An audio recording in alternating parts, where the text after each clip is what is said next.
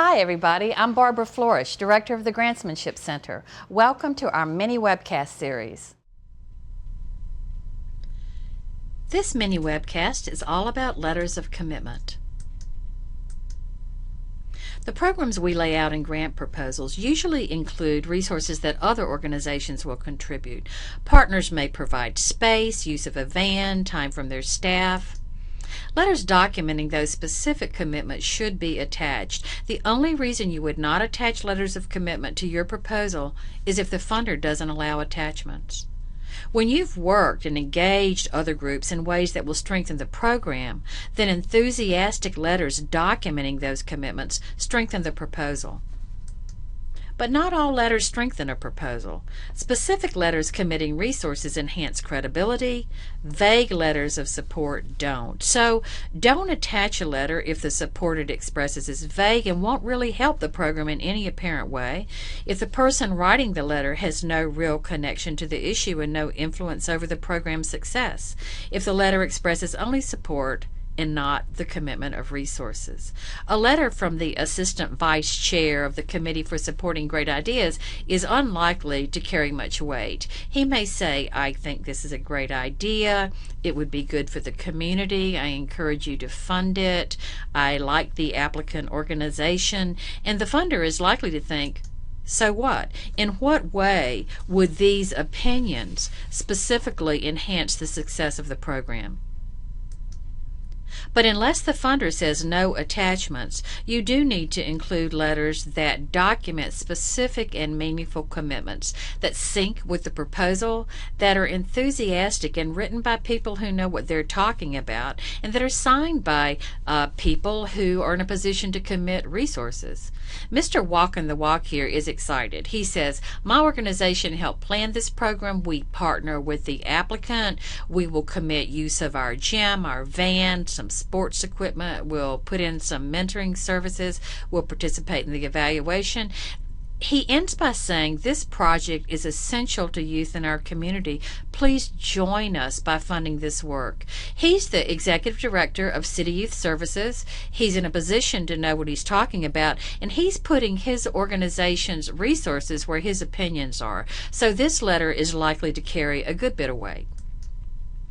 So how do you get great letters of commitment?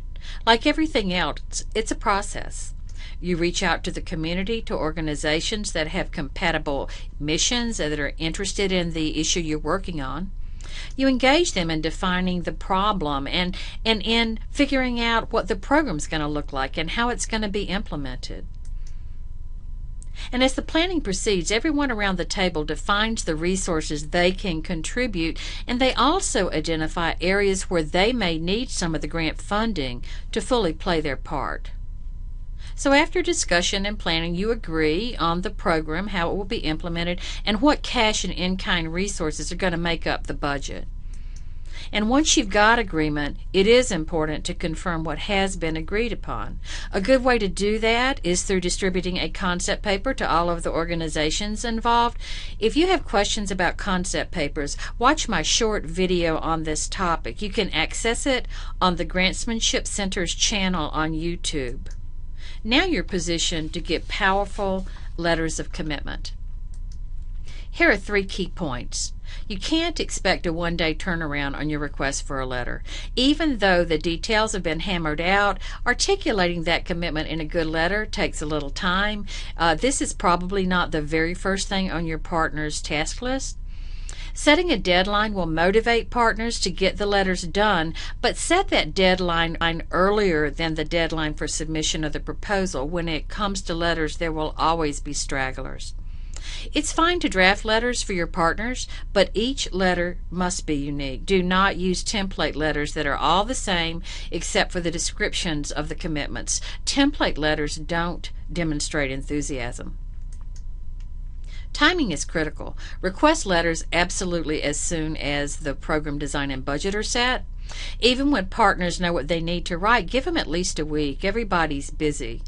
Sometimes a partner will provide you with a letter that's slightly off track or leaves out a major commitment that is detailed in the proposal. You can't submit that letter. You have to speak with the partner and get a revised letter. Setting the deadline for receipt of letters at least a week before the proposal submission deadline will give you time for getting revised letters and for chasing down late letters. From start to finish, this process can take between 2 and 3 weeks, so work it into your timeline. Start early and assign somebody to stay on top of it. By building and valuing partnerships, you position your organization to have greater impact, and you also position it to receive powerful support that will enhance the credibility and the competitiveness of your grant proposals. So lay a foundation for robust partnerships. Work to build a culture of collaboration within your organization.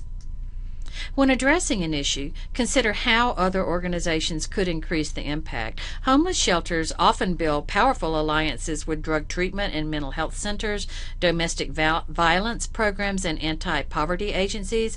Many art centers have strong reciprocal programming with schools and social service agencies.